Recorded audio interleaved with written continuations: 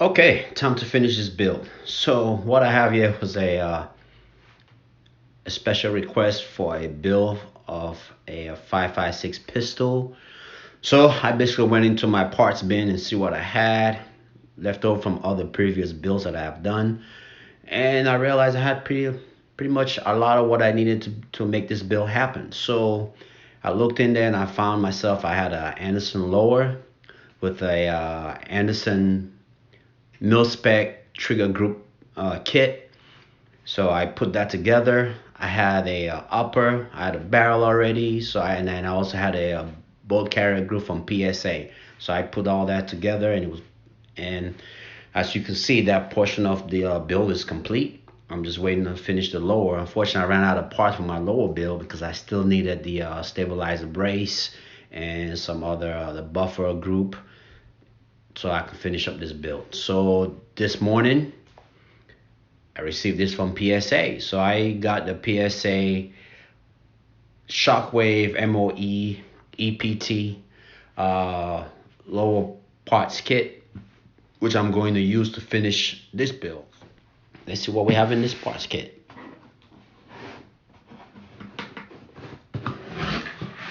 All right, love it when I get new boxes. All right, have the buffer spring group.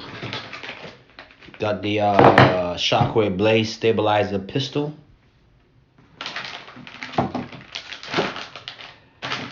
Got the MOE pistol grip, which I don't need for this build because I already have one on there. So I will save that for the next build.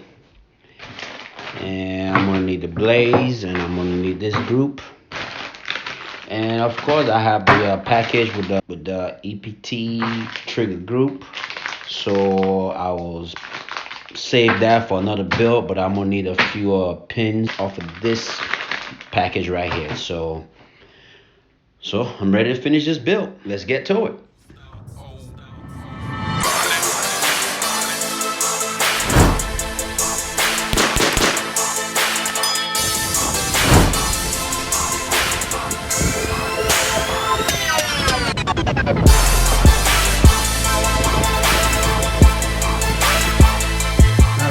So the first thing I'm going to do is install the rear takedown pin. So I had one already, but I could not find a spring, so I'm gonna borrow a spring from this part kit from a PSA. So you take the takedown pin and you're going to sit it through, put it through the takedown hole on the lower receiver, and just push it down till it's in place. And then next thing I'm gonna need is a detent. Push that through till it's in place, and then follow it through with the spring. Now what you want to do is pull the takedown pin back out. Make sure it's seated properly. It only goes in one direction really, because it has a groove that it rides.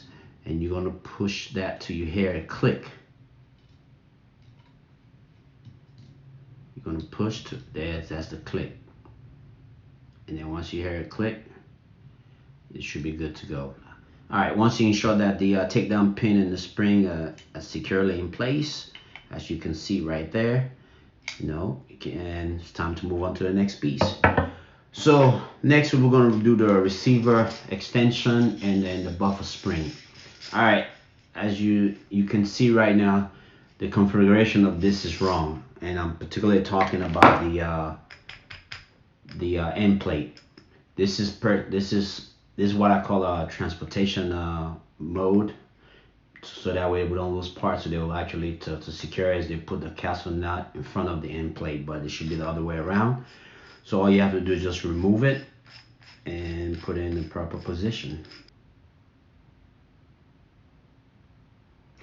Alright, so once you're ready, you're going to configure this the proper way by removing it and placing the end plate in front. The end plate in front. And move this so you guys can see that. the end plate in front of the castle nut. So remember, when you're installing the castle nut, the big grooves, the cutout, the big cutout are facing towards the rear of the receiver extension. So you place them in, and then the smaller notch outs are facing towards the lower receiver. So that's the proper way it should be threaded in.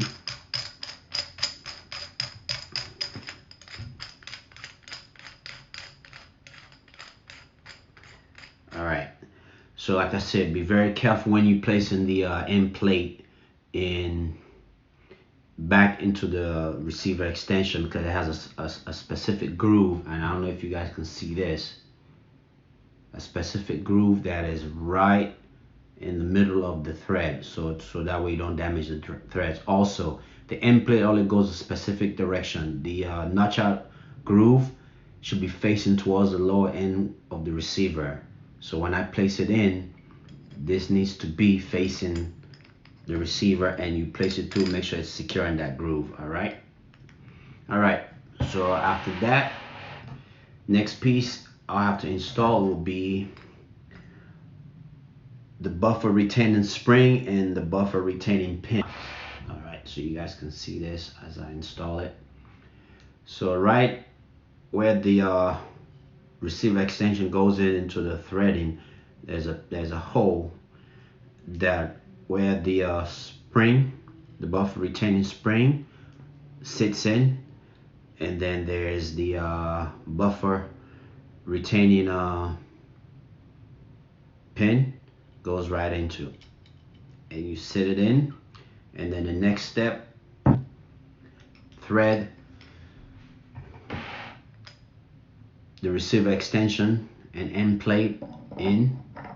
Don't forget you have this takedown pin spring that needs to be retained in place by the end plate. So I'll start my threading. As I get a little closer where I feel okay, and then this is where I will squeeze down the buffer retaining pin down in place, so you guys can see that. I'll hold it in place as I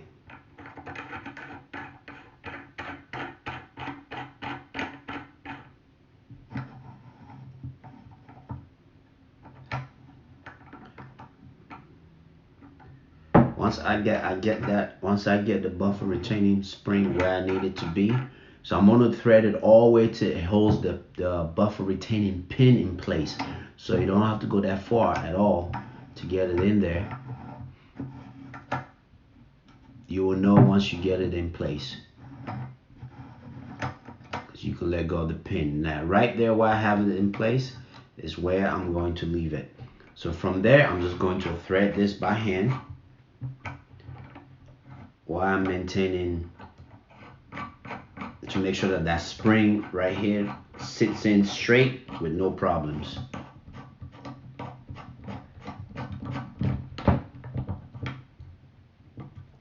All right, once I do it by hand, sit it. All right. It's in place. Then I'll take my castle nut wrench.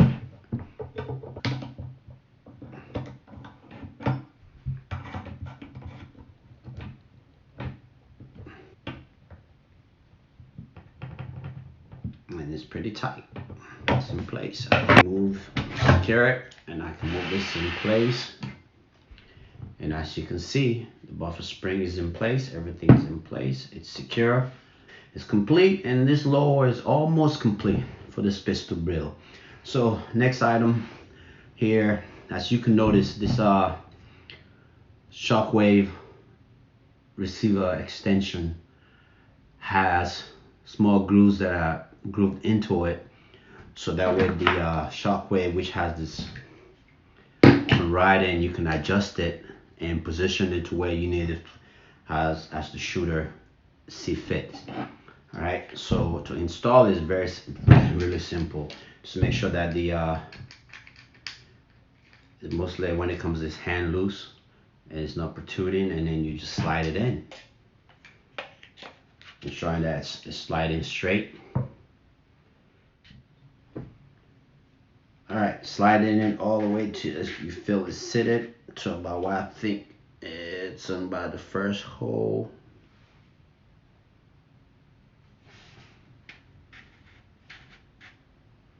All right, and then I'm going to adjust it. Make sure it's straight.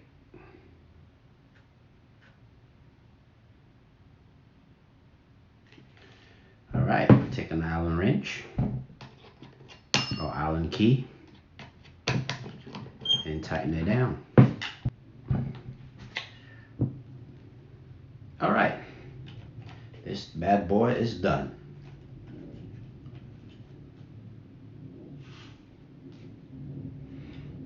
Okay. All right, now that I've installed the piece of brace, there's only one thing left to do to make this lower complete, and that's to put in the buffer spring group. All right, I mean, that's pretty easy, self-explanatory. Push it in so you get it in place till it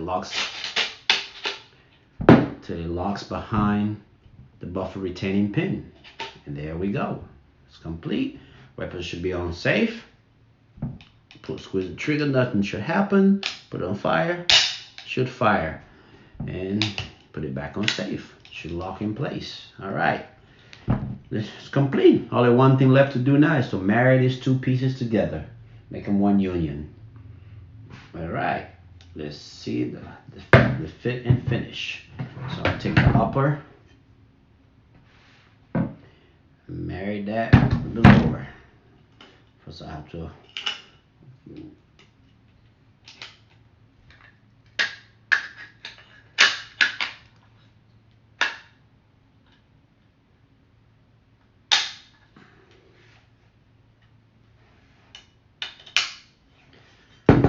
voila.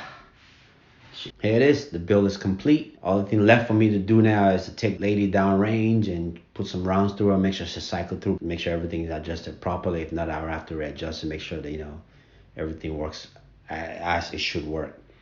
Please don't forget to subscribe and like this video. All right, till the next time, let's get to it.